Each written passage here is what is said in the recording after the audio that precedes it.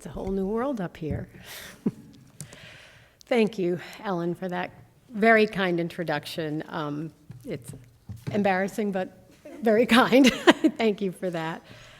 I also want to thank the team organizing this conference today, and especially to Jeff Anderson, who extended the invitation to me, which brought me here with you today, and has been a host extraordinaire. And after having a couple of gorgeous days here and meeting with some students, great to spend time with Bella and Kaya and Belle, and also Grace Savard, who's had an important role in organizing this conference. I feel like I have a feel for your school now and the heart and soul of the community that makes up St. Ben's and St. John's, and it has been truly wonderful. I actually feel really at home here, so I might be vying for other opportunities, excuses to come back. Also, I really want to appreciate my co-speakers from today's afternoon events. You all spoke with such clarity and honesty and insights about your work, your lives, your aspirations. And that really helped me because you've teed up really nicely a lot of what I'm going to try to cover today. So I am the closer to this amazing conference, and we'll wrap up by sharing my thoughts and experiences on building equitable partnerships in global health, shifting the paradigm to address disparities, not just in our projects and program goals, but in our partnerships. And love this picture of these two adorable children from my world of TB care and prevention, and they're holding up the most important word, which is hope. We all need some of that right now. So let's dig right in. Global partnerships are at the core of what we do in global health. And I want to say, too, especially after hearing today's presentations and meeting with some of the students, that everything I'm going to say today applies to domestic health equity partnerships, too. In fact, at Dartmouth, we've actually made sure that we've revised our name back to being the Center for Health Equity. And that's because, in reality, there are more similarities and there are differences to working in global or domestic environments and to advance health equity. And I always say there's more similarities and differences to working with traditionally underserved populations, whether they are in rural New Hampshire, rural Minnesota, or urban Dar es Salaam, Tanzania. But these partnerships also present challenges to us. They require that we work across the long list that I've put up here, across different cultures, different languages, different time zones. Those are some of the obvious ones, of course. Across different social and professional hierarchies, both the explicit and the implicit, and the implicit might occur with how different cultures, different societies, their expectations for which professions women might go into, for whether one takes a more informal approach or a formal approach when working in a partnership, and whether they have a stronger deference to their elders or those that are in a higher professional rank. We also know that there's different histories, different legacies, different relationships to colonization. Some of us entering into these partnerships are coming from places that have been the colonizer, and some are coming to us from places that have been colonized. We know that there are different social norms, priorities, what role the community plays in this work, and whether you are focused more on process variables or more on the outcomes of your work. And that we're working across different systems, different healthcare delivery systems, different business systems, legal systems, and educational systems, and how bureaucratic those systems might be, and how and for whom is healthcare delivery prioritized, for example. So those are just the first ones that I put off, and maybe you can think of others as well. But quite a long list, which makes me say, wow, that is a lot to work through. And you might be thinking, sort of facetiously, what could possibly go wrong now? Or you might be thinking, yeah, But these partnerships are what we do all the time, right? We know about community engagement, we know about co-designing solutions, so really what's the big deal? And let me start off by sharing my thoughts too on where things could go wrong. So I'm going to be talking about partnerships that are generally between high-income countries and low and middle-income countries. And so things that can go wrong are when the high-income country partners, when they, or as I wrote here, we, actually determine or drive the project priorities, the next steps, the timeline, and we actually prioritize project deadlines over ensuing the collaboration and balanced participation to the partnership. When we don't recognize when we're being given just tacit approval, when we don't acknowledge the power and financial differential, who's actually bringing in the funding for this project, and how does that change the dynamic? When we don't fully understand or learn about the in-country processes for collaborating, for conducting work, and how are decisions made in your setting? We also sometimes will do things like rely solely on emails for communication, because that's what we do here. We have a way of conducting our work here in the US with certain partners, and we might make the assumption that that's how we'll do it in this global partnership as well. And that can lead to ignoring the warning signs when a partnership is deteriorating, such as radio silence from your in-country partners, or forging ahead without really checking in, without doing that kind of confirmation that you're all on the same page and having the same vision and plans for the next steps. So maybe some of these sound familiar to some of you. Maybe you've witnessed such actions, and maybe you've even found yourself in a place doing some of those actions, perhaps in a milder form.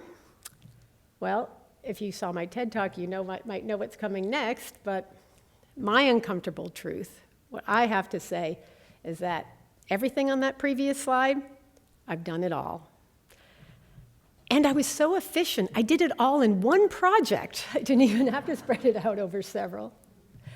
So again, just some of you have seen my TED Talk, I know, and I do talk about this story, but I'm just going to go over it briefly, because I wouldn't expect you to have memorized it. And if you haven't seen it, I want to introduce you to what did happen in that instance when I managed to check all those boxes. So I was asked to lead a project that was funded by USAID that was going to be providing support, technical assistance to the Ministry of Health in Rwanda to develop pediatric-specific tuberculosis guidelines, clinical guidelines. Very excited. Worked in Tanzania for about 10 years by that time. I had many colleagues and friends and professional partnerships there.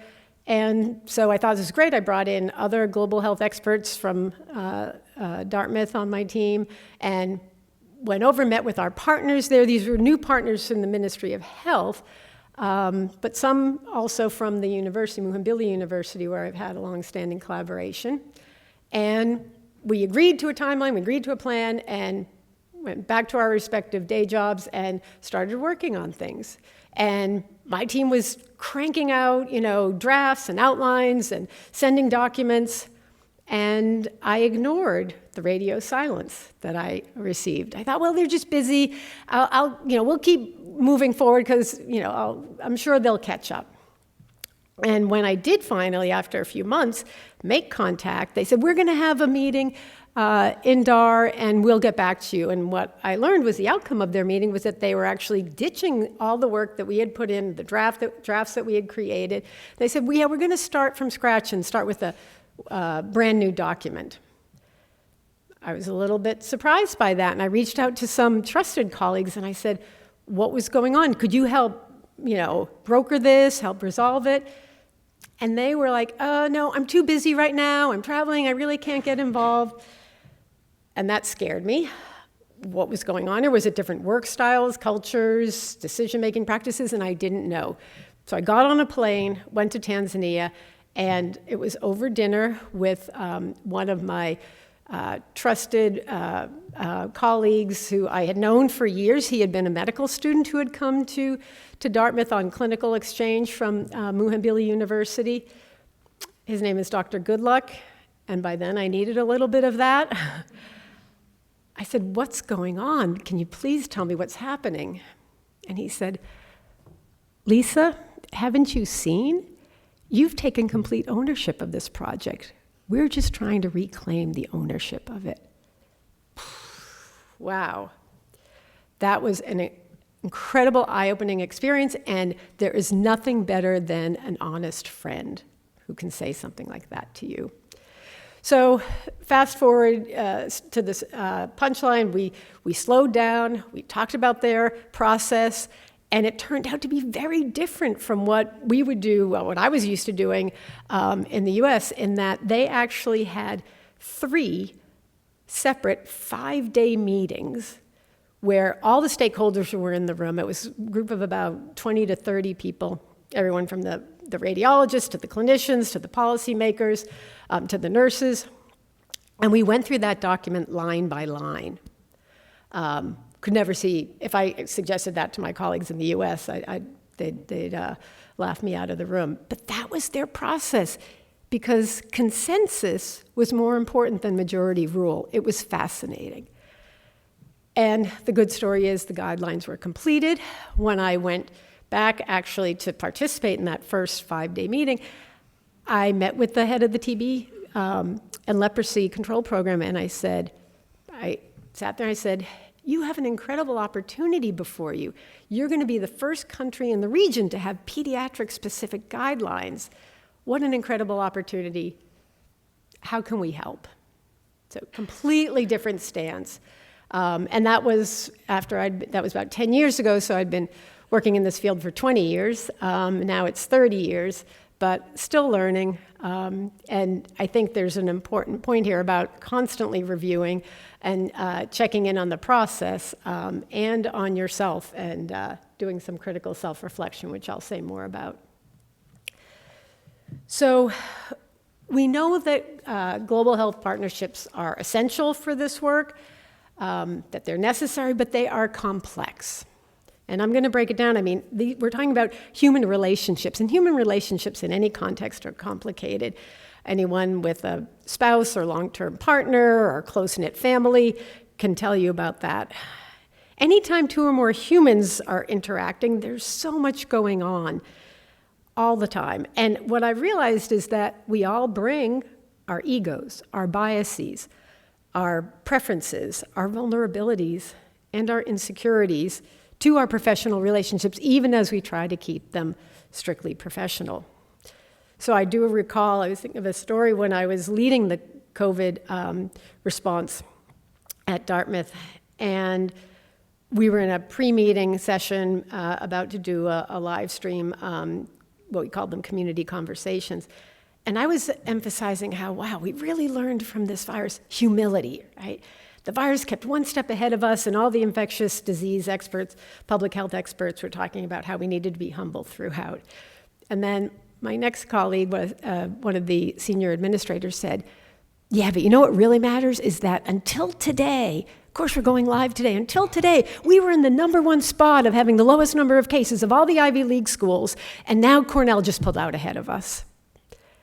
And I thought, wow, I thought we were just talking about humility. How about we ask Cornell what they're doing? How did they, have they had such great success? Maybe we should use this as an opportunity for learning and not for competition and trying to just reclaim that #1 spot. And this colleague readily admitted that he was a competitive person, and that's what he was bringing to the table. He showed us that day. So we all know that these partnerships need constant attention. I say they're as, if not more important, to the success of the project and to our being effective. I would venture to say if we don't have a successful partnership, we're probably not going to have a successful project. And if we're not careful about tending to these partnerships, we constantly run the risk of doing more harm than good. So what gets in our way?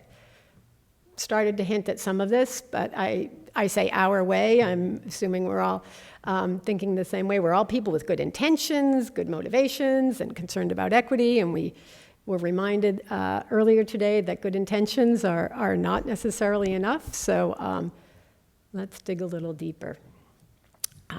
So as we know, most global health partnerships, as I've said, are forged across a great divide.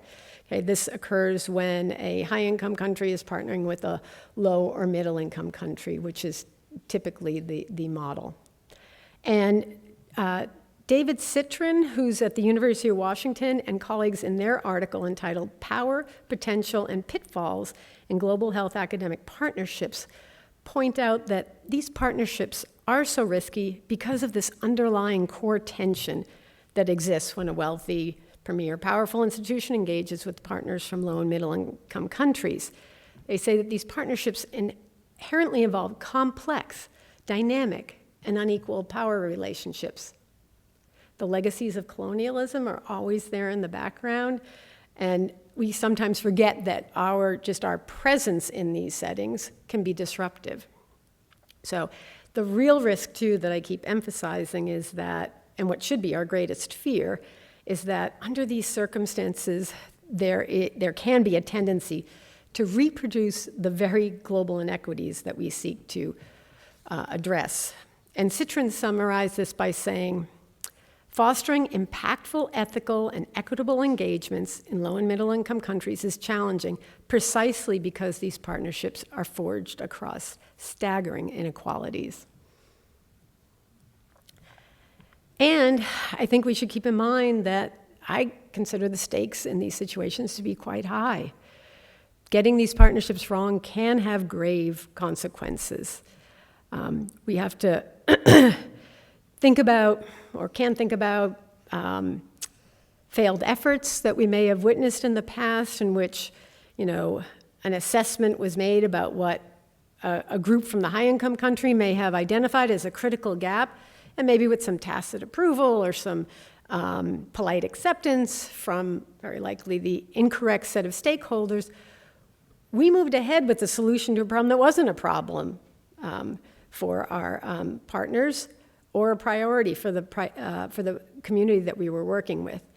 And this was met with a big fat failure. So I recall our very well-intentioned engineering students working with a community in rural Tanzania in which they together identified a priority, which was that open defecation was common and there was inadequate sanitation in the community. So they helped the community build these 3 highly effective, well-tested, sort of popular in public health settings, composting toilets. So they built 3 of them. 2 were in the public areas, and 1 was at the home of someone who had a big vegetable garden and thought they would be a good person to sort of try it on a smaller scale.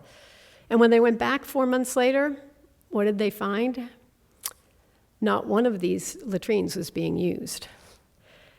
They had to probe a little bit more to learn exactly what was going on, and they learned that actually touching feces, even composted feces, was just unacceptable and not something that, unthinkable. And so the local community had stopped using them once they had filled up. Now, no one apparently had told the students that, maybe because of that power imbalance that I've been talking about, but maybe our students also hadn't asked if the community leaders foresaw any problems with this.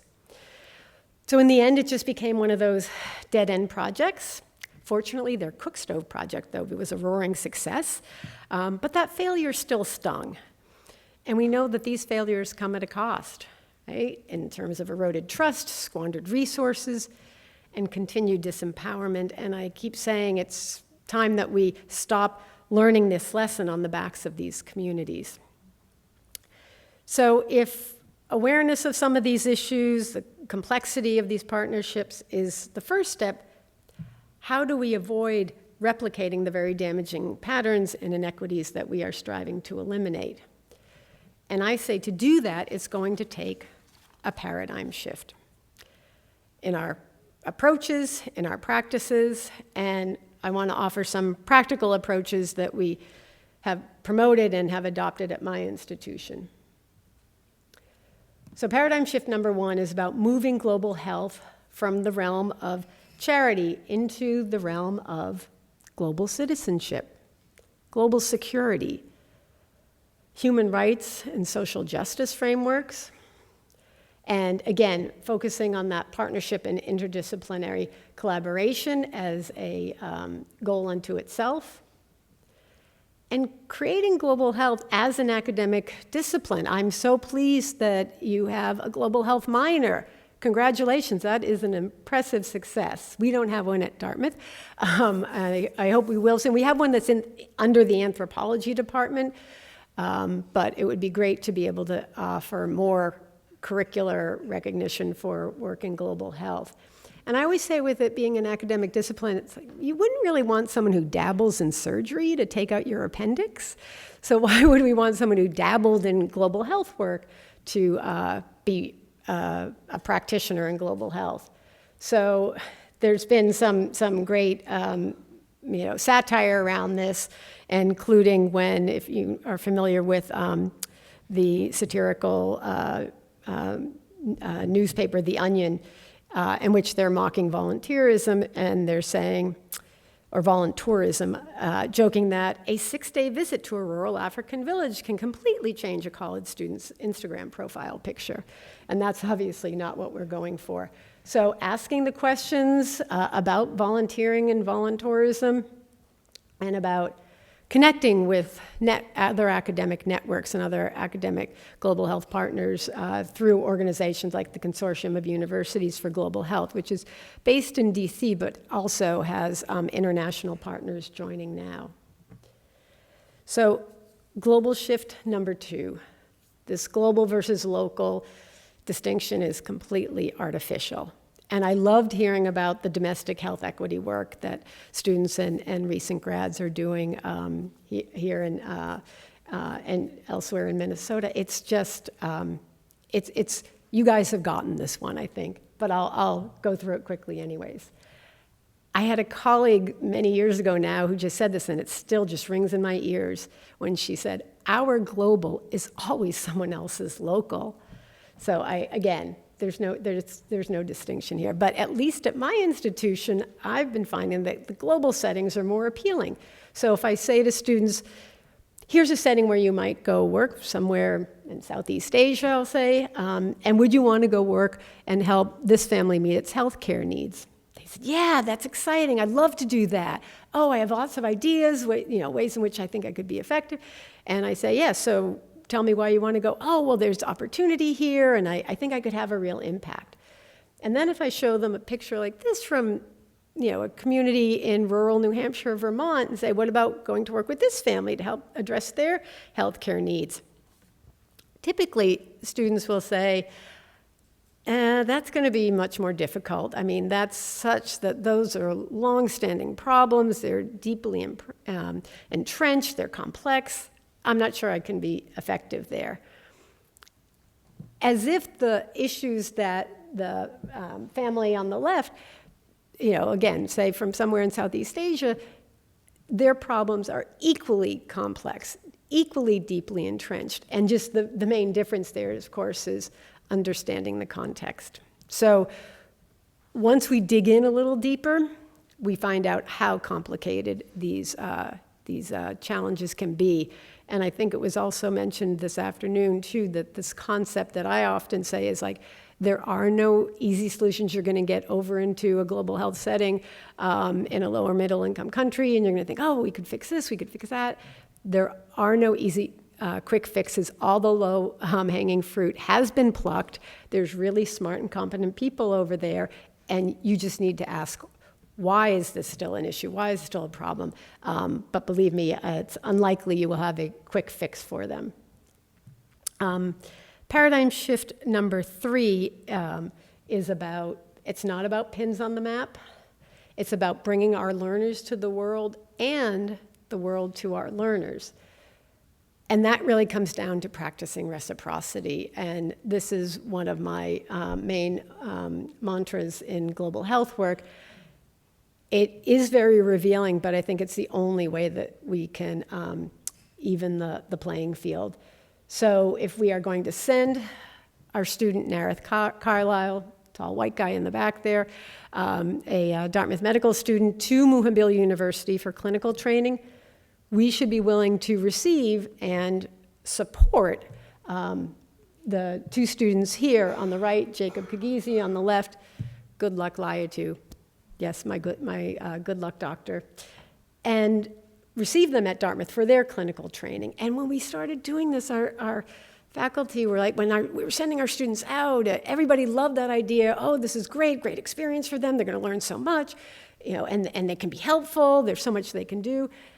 And we had donors sort of throwing money. Alumni really want to support Dartmouth students going off having these experiences. And when our Muhimbili students started coming, we've had a bilateral exchange now for 10 years. They started saying, this is really hard. The students don't know our healthcare system. They don't know our electronic medical record. They don't know how we get things done. They don't know the lab. They don't know about our insurance policies. And I said, do you think our students, when they get over there, do they pick up immediately Swahili and they know where the lab is and how tests are ordered and how your medical records are organized?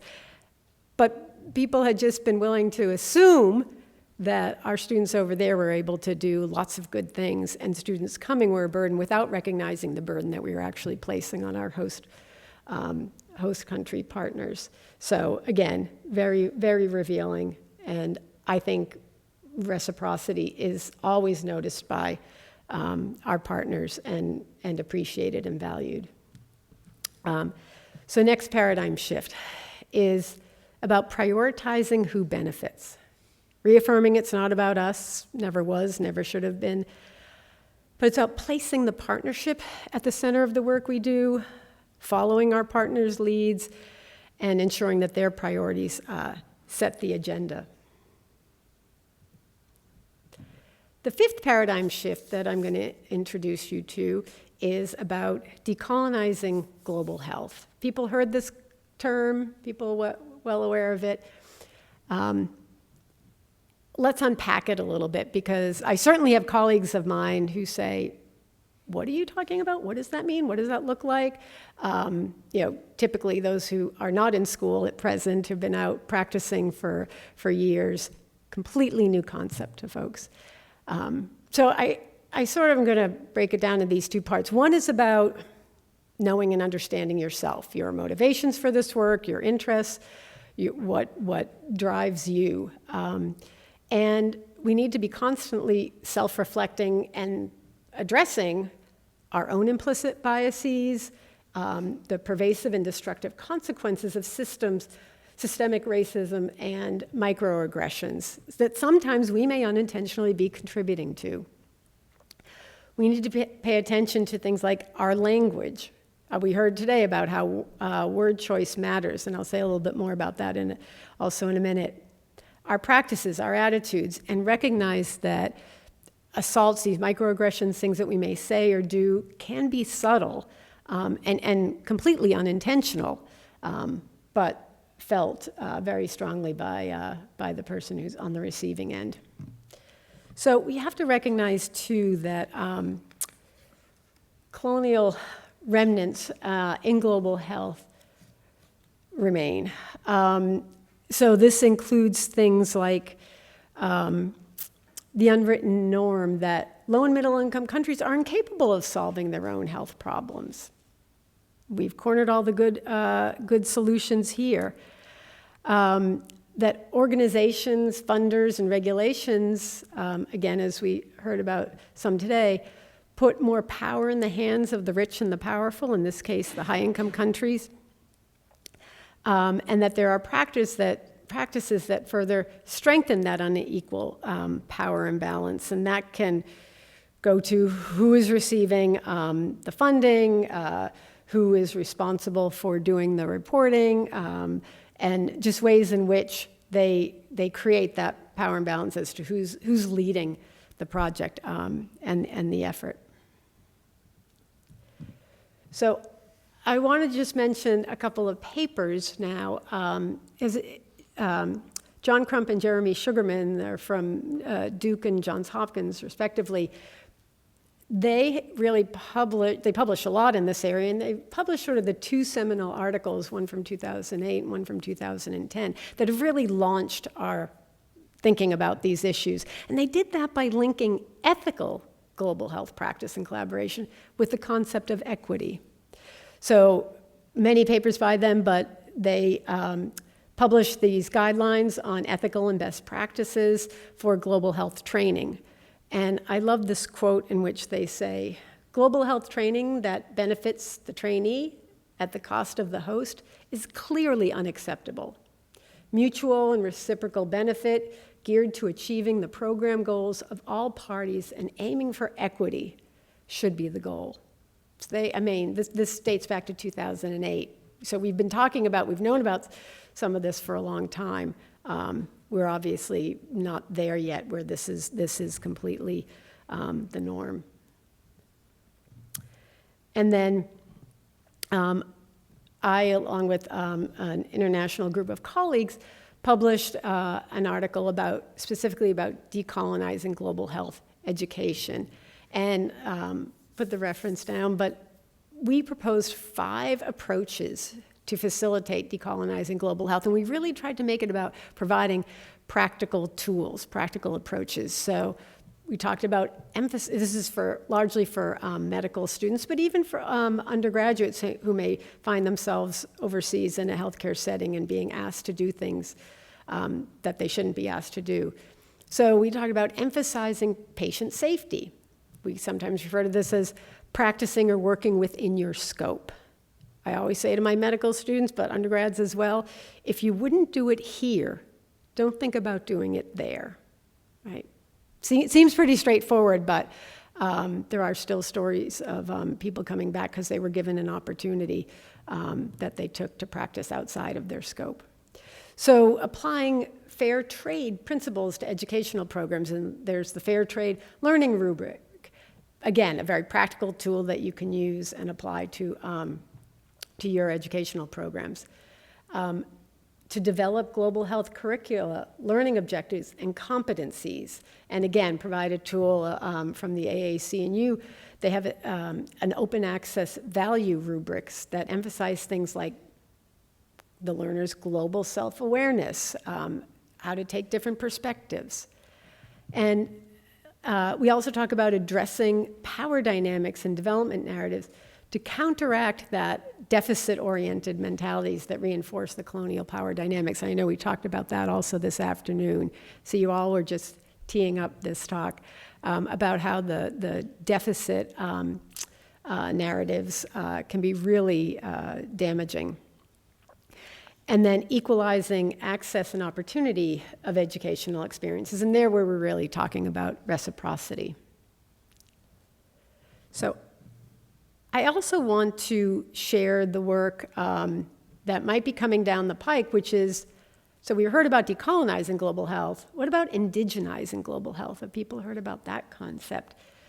This is kind of a new term and concept that's entering our work in global and domestic health equity. So this is a paper by, and it's if you Google or in PubMed put in indigenizing global health, 2 articles come up. This is one of them. So again, lots of work around indigenizing health and healthcare delivery, but this is one of the first ones talking about indigenizing global health, but I think it's the concept coming down the pike for us. So this is written by 2 Canadians, Sean Hillier, who's a Mi'kmaq scholar and registered member of the Kalipu First Nation tribe in Newfoundland, and Suzanne Hindmarsh, who is a political scientist and white settler who is raised on Treaty 6 and Métis land in Edmonton, Canada. So they have this sort of insider-outsider perspectives to their work that they bring. So they are pushing us to adopt this term of indigenizing global health, which I know from my work on the Lancet Commission with Arctic indigenous peoples, that this is more than just about decolonizing global health practices. And that doing so will require us to challenge many common assumptions, such as the assumptions that individuals exist as autonomous subjects, that mind, spirit, and body are distinct entities, that the human and natural worlds can be meaningfully separated, and that in the hierarchy of living beings, humanity is at the top. So they are really drawing back to indigenous health and well-being concepts and talking about the interconnectedness of human health, animal health, and planetary health. And that's what the One Health approach does. Have people heard of One Health as a concept? A little bit. So, this is a CDC endorsed, One Health office at the CDC, WHO endorsed as well. They have offices and teams dealing with this. And this is really about bringing together all the health professionals, animal health, so it's, veterinarians, it's, medical personnel, physicians, nurses, et cetera, and environmentalists to say, we have this issue, and it's all interrelated, and let's have a collaborative, holistic, comprehensive approach, right? We know from COVID too, emerging infectious diseases are coming from our environment, and sometimes we are driving the emergence of these infectious diseases by being in closer contact with our animal neighbors, and also by things like climate change and deforestation that is actually sometimes forcing a closer proximity and shrinking the natural habitat for some of these animals and insects. So this is I think also a concept to keep an eye out for, that this is something that has been well recognized and adopted at the highest levels, at the highest public health levels. So what I think, they don't talk about it so much as the One Health approach, but that's really what it is mirroring. And they also talk about how the COVID-19 pandemic provided some opportunities for revelations. And they included these to be recognizing that Western knowledge systems shaped our language and response to the pandemic.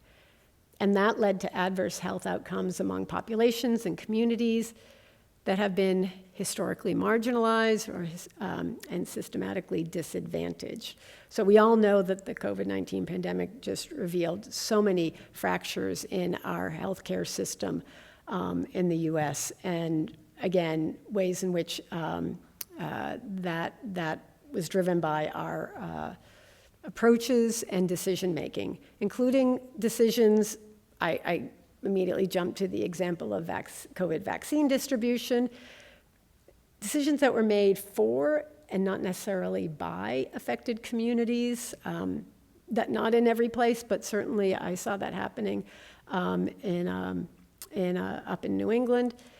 And then an underreporting or underrecognition of low and middle income countries' success stories, right? We heard about problems in some of those countries, but Rwanda, for example, had a very early and effective response. I think in part from their response to preparing for Ebola, they had systems in place and sort of emergency responses that they could, close borders, insert testing at borders, system for quarantining people, and even doing some lockdowns early on. And I worked closely with the former Minister of Health of Rwanda, and she said, we barely got any coverage about that. We did a good job. Nobody wants to hear about the good job out of a country like Rwanda. It was also provided a missed opportunity for greater low and middle income country representation and leadership. And lastly, they point out that it really helped reveal the impact of the interlocking systems of oppression on health. So how there were many systems that dovetailed to contribute to ongoing oppression of communities that had been made vulnerable. So again, a concept to keep in mind as we think about what is the new frontier, and maybe it's from moving from decolonizing to indigenizing. But I will just try to give some sort of local, some practical guidance on what we might do as we also strive to decolonize global health. We have to recognize that this goes well beyond just dismantling the colonial structures, that we have to be challenging neocolonialism that can be just repackaging or reinforcing the prior colonialist mindsets. And it's been asked, is global health just neocolonialism? Are we just reinforcing those prior colonial mindsets and imbalances of power?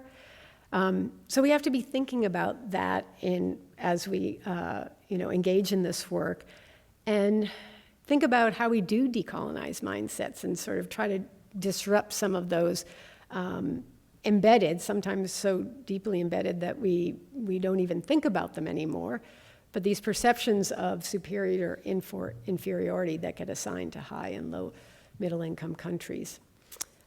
We need to be ready to identify and change our previously unrecognized actions, behaviors, attitudes, and beliefs that have been perpetuating the colonialist paradigm of control and influence.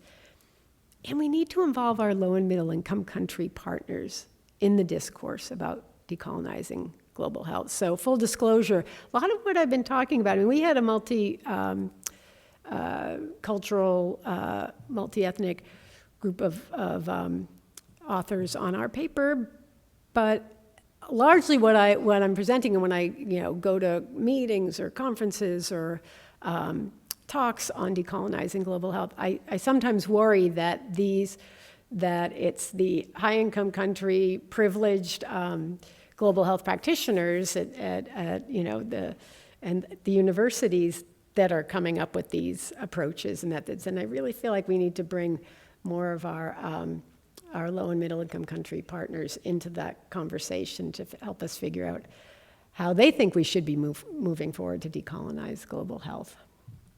So it's a big task. And I like this graphic because, so on the far left, you see, just talked about colonial remnants in global health. And then we can split it into two arms here. One is about changing our individual practices, right? That's sort of the self-reflection, humility, rethinking about your work. And I like this idea as thinking of it as global solidarity. But then we need to talk about changing the world order. Lofty task, I know, but any important goal is going to be also an ambitious one.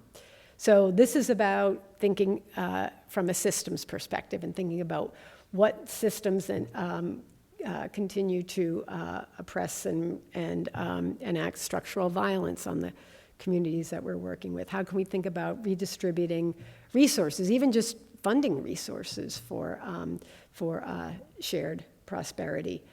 I will say, when I was setting up the bilateral student exchange, as I said, I had lots of alumni coming forward and say, yeah, I want to fund those students to be able to go to Tanzania or Rwanda, elsewhere. And I thought, what about the students from Muhimbili, from University of Rwanda that are coming? And it was I've had one donor, actually a couple, who, when they were hearing about our global health program, said, yeah, we know the Dartmouth students have lots of opportunities. We want to fund the folks coming from these countries, the health professionals and medical students coming from these countries to Dartmouth. That was like music to my ears, of course. So some people are beginning to think about this and are beginning to recognize, yeah, maybe we need to be thinking about the bilateral nature of our global health programs and how can we support those. And that's where I think we'll get to the goal of decolonizing global health. So again, some very practical steps. I advise all of us to be asking who is really driving the activities. And I love the example that my colleague David Bangsberg, who is at Harvard for many years now, is out in Oregon. He introduced me to the concept of first do no good. So he would talk about having students come into his office and say, I really want to go work with your program in Uganda. It's HIV care and treatment program, doing lots of research. How can I get involved? And he said, well, tell me a little bit more. What are you interested in? Why do you want to go? And they're like, same sort of story. I think I can have impact there. I think I can be effective. It lines with my studies and my future career that I envision for myself. And he said, okay, we'll work on getting you to participate in our program if you can promise me one thing. First, you will do no good. And that always caught the students off guard. What do you mean by that? And what he shared with us, too, is that he said, you're going to be in listener mode. You are going to be in learner mode. Because as soon as some students or junior faculty had a list of things they needed to accomplish or had a project with specific goals and a tight timeline, he said they would often sort of, sharpen their elbows and make sure that their project needs, their academic needs were met, sometimes jeopardizing the partnership in the process. So his first do no good was trying to counter that mentality, the sort of bull in a china shop mentality of trying to make sure their needs were met first. How do we co-design and co-problem solve across borders, history, and power dynamics? Again, we talked a little bit about the process for co-designing and co-problem solving, but if you keep it in that framework, I think you're likely to be more successful. And again, being attentive to our language and to doing more listening. I'm always promoting more listening. And the AMA and AAMC has produced this guide called Advancing Health Equity, a guide to language, narrative, and concepts. And they have, for example, said, avoid using, they have many examples in their guidelines, but they say avoid using adjectives such as vulnerable, marginalized, or high risk. And they said these terms can be, I used to use those terms all the time, but they said they can be stigmatizing and dehumanizing, which I completely understand now. They can imply that the condition is inherent to the group rather than the actual causal factors that exist upstream. So instead, they suggest talking about groups that have been historically marginalized or made vulnerable, or groups that are placed at increased risk or put at increased risk for disease X by such and such. And it's just a different way. It's subtle, but you can hear how it separates out the affiliation of, these people are vulnerable. These people, are marginalizable or marginalized. It's really about saying, no, they have been marginalized or made vulnerable through structural violence and oppressive systems. I also like this concept of don't strive to empower anyone. That really sort of reinforces that power imbalance is if we're empowered, they're disempowered, we have to give them power. That is just not true. We are all empowered in our own right. And I like the concept, too, of thinking, I do a lot of research as well, is about how do we promote sort of novel metrics of success that go beyond numbers of publications and numbers of grants? Are there other ways we might capture that? Because again, this sort of seems to be slanted towards the high-income country partners and researchers. And again, just another reminder about our own personal work. So it's about reflecting on our own implicit biases, but also on our social location and our positionalities. Asking ourselves about how our multiple intersecting identities can inform and interact and affect our work. And consider how we think of and navigate our social and cultural identities as a tool for advancement. So just again, that constant theme of self-reflecting. And then some future visions for global health research. I like to say, imagine a world in which researchers and authors from low and middle income countries have the same publication opportunities as those coming from high income countries. What would that look like? What if we had a world in which the technical support, that technical assistance, that expert consultation is sent in the form of expert teams from a low and middle income country coming to a high income country to disseminate cost-effective innovations, new technologies and best practices to us? How would we receive that in the US? How would that be received? But that's the vision that right now, maybe, I don't know, maybe not so well in some communities, but that's the vision that I want to think of. That's how I feel like that's what we should be moving towards and striving towards, a concept in which knowledge and good ideas, innovations, is truly bidirectional. So I want to say in sort of again, in thinking about our way forward, just again, some high-level concepts here. We need to think about recommitting to our partners and their communities, especially those in low and middle-income countries. Again, reciprocity is my mantra. And again, same concept around practice leading by doing more listening. Redefining how we do our work, self-reflecting, being attentive to our thoughts, actions, and words, and resist that tendency, external but also internal tendency to push our agenda and our ideas.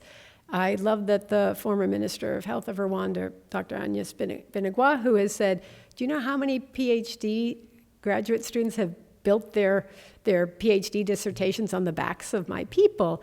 And what have we gotten out of it exactly? They get an honors thesis or dissertation and a degree. How is that helping us? Is it research that actually is actionable and can lead to, or is it descriptive and just describing what our people have already known about for a long time? And then about placing equity on the agenda for our partnerships. Again, not just our project goals, but our partnerships. So if we think about how we can focus on designing and participating in collaborative research, building partnership where we are literally working shoulder to shoulder across with our colleagues, practicing reciprocity, and building human capital, maybe as the final take-home. To do so takes time, but if I quote Theodore Parker and Martin Luther King, we know that the arc of the moral universe is long, but it does bend towards justice. So we need to keep focusing on that next generation, ideally who will not have to shift the paradigm, but will be used to it as the new normal. It will be their business as usual in this space, and in a new world order that is based on equity. So I will close with this phrase, this beautiful picture from our time in Rwanda, and an otherwise unattributed African proverb that says, if you want to go fast, you go alone, but if you want to go far, you go together. And I know we're in it for the long haul, and I know you are too. So thank you very much. I haven't.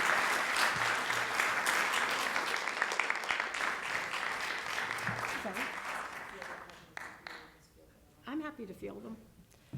So we do have some time, 10 minutes-ish, for questions. So I'd love to hear your thoughts, your comments, your experience, whatever you want to share. And we have microphones that are circulating, so they can be, your voices can be captured in the video recording. I hope mine was.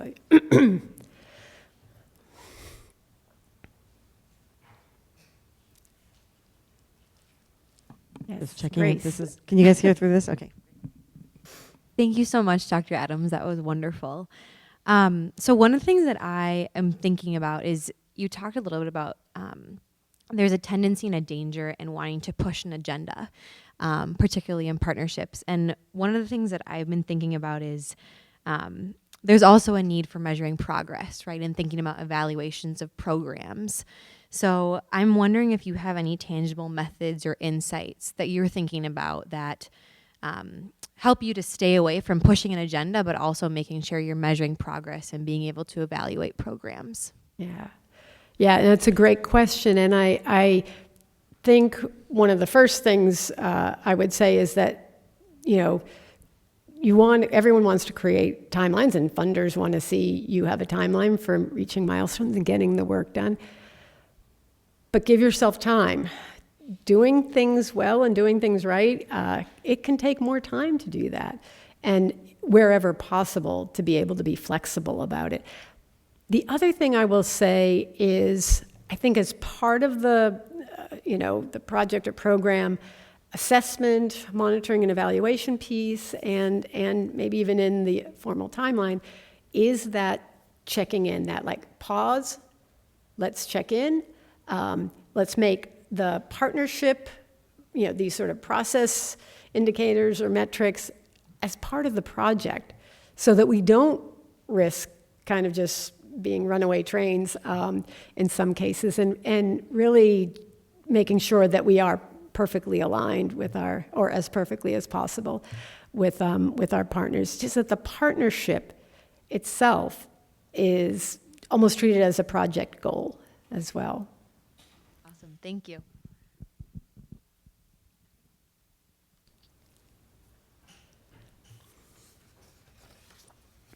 All right. First off, thank you so much. I was just wondering what the definition of pargem was. I didn't put the definition down again. I didn't catch it when I was looking through the slide. Which one? I'm sorry. The paradigm. The Definition. I didn't get it. Oh, from my slides where I just put up the. Yeah. Yeah, this one from way back when. Sorry. That's okay. I mean, it's out of the, is that the one you're talking about? Yes. Okay. Thank you. Yeah. It's off of Google. It's not anything, or Webster's probably, anything. Can I just follow up from Grace's question, because it's very related? So I was thinking about, that these anthropology things that. Oh, did you get it? Let me see. I don't want to move it too fast. Okay. Sorry. That, in anthropology, we take a long time to build relationships, build rapport with people. But at the same time, how do you respond to an emergent problem? Something like Ebola, because as you've said, we have resources that might be need to brought to bear in certain instances. So how would you recommend kind of focusing on partnerships when you have to respond quickly to an emergency? Yeah. Oh, it's a great question. And the response to Ebola in East Africa was such there's so many lessons to take away from that, right? You have between Sierra Leone, Liberia, some who were doing it better, more easily than others. And actually I have a CDC colleague who comes and will just talk for 2 hours about the lessons learned from the Ebola responses. He was actively involved in it. So it's hard because, and some of the lessons learned include, probably not a good idea to set up chain link fences and try to block people from getting anything, things that are going to, raise anxiety and maybe even, contribute to, panic and crowd mentality. Probably not a good thing to do, but that's what they did in one of the responses to Ebola. I think what you want to do is have your go-to people already in place in the country. Who's responsible for emergency response? We can prepare plans, but of course I'm sure every school had an emergency response plan, and maybe even one that talked about an infectious disease pandemic, and we found ours was just, we had to start over because this was just such a novel, unprecedented and unforeseen, unimagined scenario. So, but having the right people ready to come into action and to respond will really help. And that has to include, representatives from the communities that you're addressing. that you're working with. So I think that's one of the best things we can do is have the people identified, make sure that there is community engagement on those committees, and recognize that it's going to be impossible to get it right all the time. But avoiding things that, I guess, actions that may antagonize, make it worse. You certainly don't want to. You want to try to avoid doing that. And so I think and just keeping those lines of communication open. I feel like if we had done a better job of speaking with some of the communities that were hardest hit by COVID, we could have done, we could have circumvented so many problems that we set up for ourselves. And always recognizing that, and I think this was also said this afternoon, people are going to, you have to find out, who do people trust in their community? Who are they going to take a message from? It's really fascinating. And that's who you want to have as your spokespeople in an emergency. Because if they're not going to listen to me, then I need to find someone who they will listen to. They being, different communities and stuff, and it's probably people that they will listen to. But yeah, so trust is just so important. It can be, gone so quickly or blown so quickly. So making sure that there are, who everyone trusts, and then you have those representatives in your emergency response too. But yeah, great question. Yes. Bella has her hand up.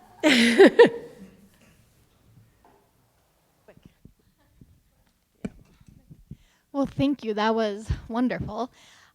So I guess my question is, well, when we go to a Catholic school, and I think most of us have, not all, but most of us have some sort of Christianity or church teaching behind us, which really influences this desire to go and do volunteer work and service. And something I have been learning about in the past maybe year is about ethical service work and about the concept of volunteerism.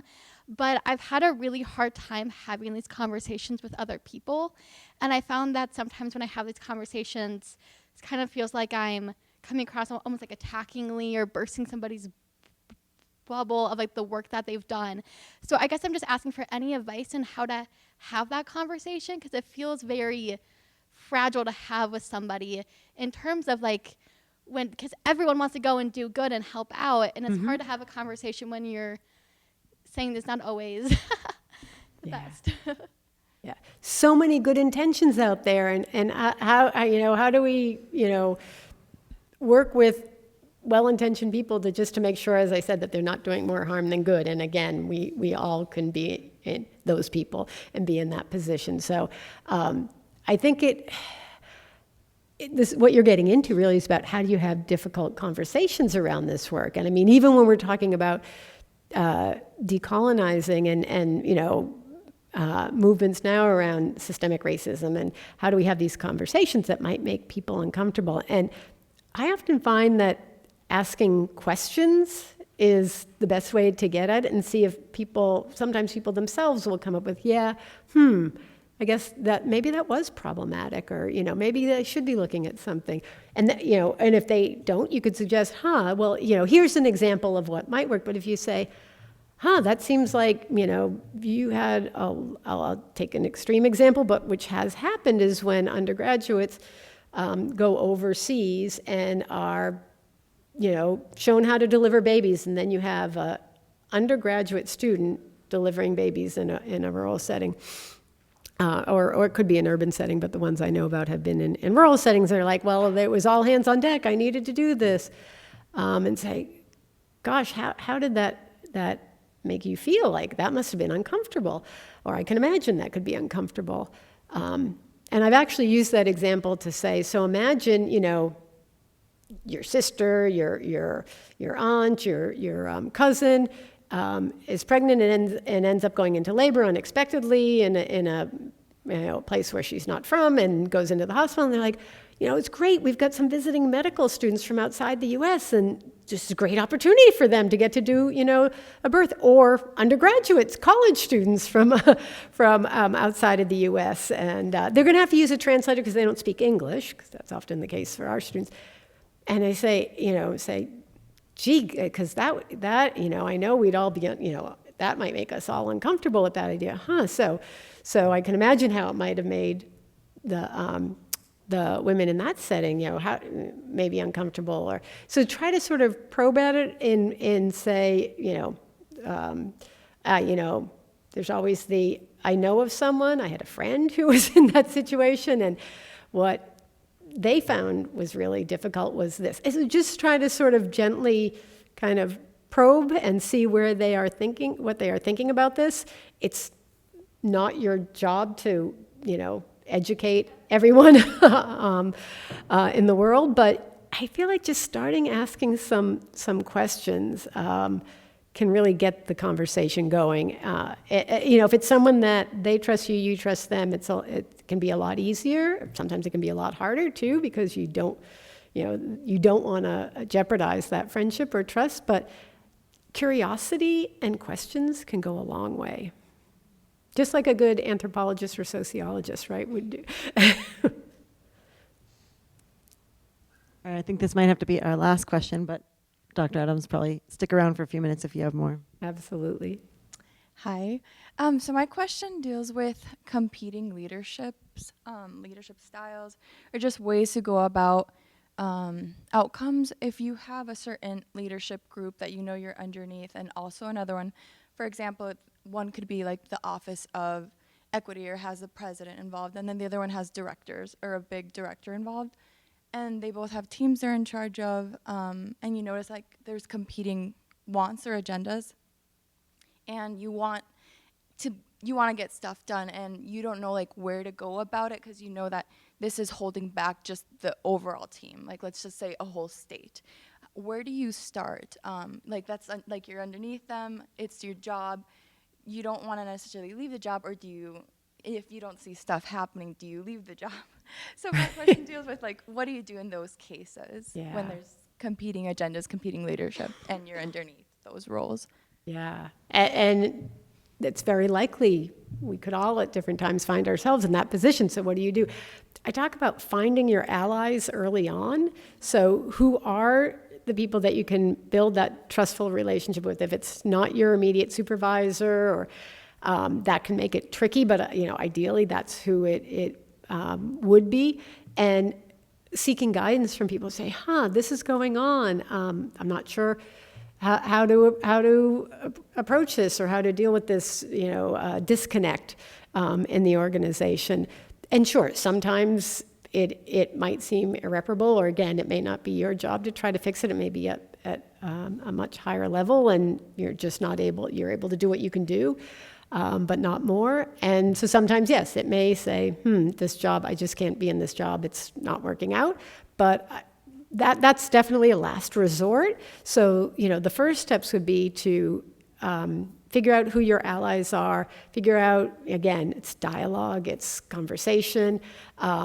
And again, sometimes you're like, so-and-so in this department said that, so I'm confused because so-and-so in the other leadership role said this. So, it's confusing. It's hard to know what to do next. And you might have you might say, what they said in this office makes a lot of sense to me, and it feels like that's in line with our mission, and that's, what I would have thought we were going to do. But then this other, and if they're not agreeing at the highest level, they need to be talking, and all you can maybe do is sort of prompt them to have that conversation, because, gee, where I'm sitting, this is really unclear about how to go forward.